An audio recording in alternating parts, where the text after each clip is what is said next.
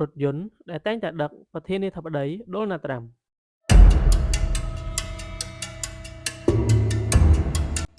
The Beast ត្រូវបានគេស្គាល់ថាជារថយន្តមួយដែលតែងតែដឹកប្រធានាធិបតី Donald Trump រាល់ពេលធ្វើដំណើរទៅណាមកណាមិនថានៅក្នុងសហរដ្ឋអាមេរិកឬនៅក្រៅប្រទេសនោះទេ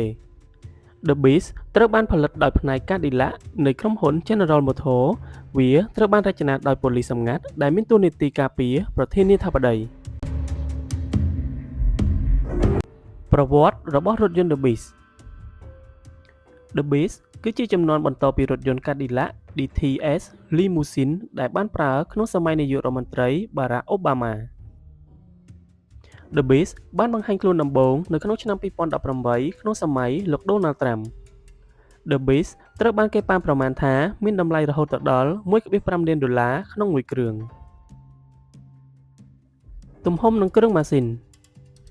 The Beast ជាប្រភេទរថយន្តដែលប្រើម៉ាស៊ីនឥន្ធនៈឌីសែល V8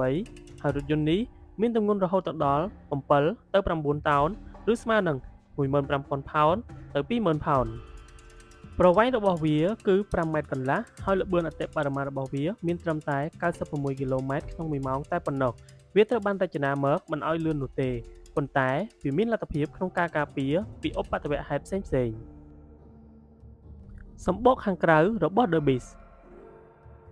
សម្បកខាងក្រៅរបស់រថយន្ត The Beast មានកម្រាស់រហូតដល់20ទៅ30សង់ទីម៉ែត្រហើយសាច់ដែករបស់វាត្រូវបានប្រើដោយដែកបូករួមជាមួយនឹងសមាសធាតុកាបូនដូចទៅនឹងយន្តហោះចម្បាំងដូចជា F16 ជាដើម The Beast អាចទប់ទល់ជាមួយនឹងគ្រាប់កាំភ្លើងដូចជា M16 ឬស្ទើរតែគ្រប់ប្រភេទនៃគ្រាប់ធំៗដែលបានបាញ់មកកញ្ចក់របស់ The Beast The Beast ត្រូវបានរចនាមកជាមួយប្រភេទកញ្ចក់ការពារគ្រាប់ដែលមានកម្រាស់រហូតដល់12ទៅ13សង់ទីម៉ែត្រដែលអាចទប់ទល់ជាមួយនឹងគ្រាប់កាំភ្លើងជាច្រើនប្រភេទប្រព័ន្ធប្រឆាំងគ្រោះថ្នាក់នៅក្នុងរថយន្ត The Beast មានបំពង់ឧស្ម័នដែលអាចប្រឆាំងជាមួយនឹងឧស្ម័នពុលដែលមកពីខាងក្រៅហើយ The Beast ក៏មានប្រព័ន្ធដែលអាចបង្កើតអុកស៊ីហ្សែននៅពេលមានឧស្ម័នគីមីនៅខាងក្រៅផងដែរវាព្រមទាំងមានប្រព័ន្ធពន្លត់អគ្គិភ័យស្វ័យប្រវត្តិទៀតផងទ្វាររបស់ The Beast The Beast ត្រូវបានរចនាមកជាមួយទ្វារដែលមានទំហំក្រាស់ដូចទៅនឹងទ្វាររបស់យន្តហោះ Boeing 757ដែលវាមានប្រសិទ្ធភាពបិទជាប់យ៉ាងល្អហើយវាអាចការពារពីការជ្រាបចូលនៃឧស្ម័នផ្សេងៗព្រមទាំងគ្រាប់កាំភ្លើងទៀតផងកង់របស់ The Beast កង់របស់រថយន្តមួយនេះត្រូវបានរចនាឡើងជាប្រភេទកង់ Kevlar Reinforced វាជាប្រភេទកង់ដែលអាចរត់បានទោះបីជាវាបែកកង់ក៏ដោយឧបករណ៍សង្គ្រោះបន្ទាន់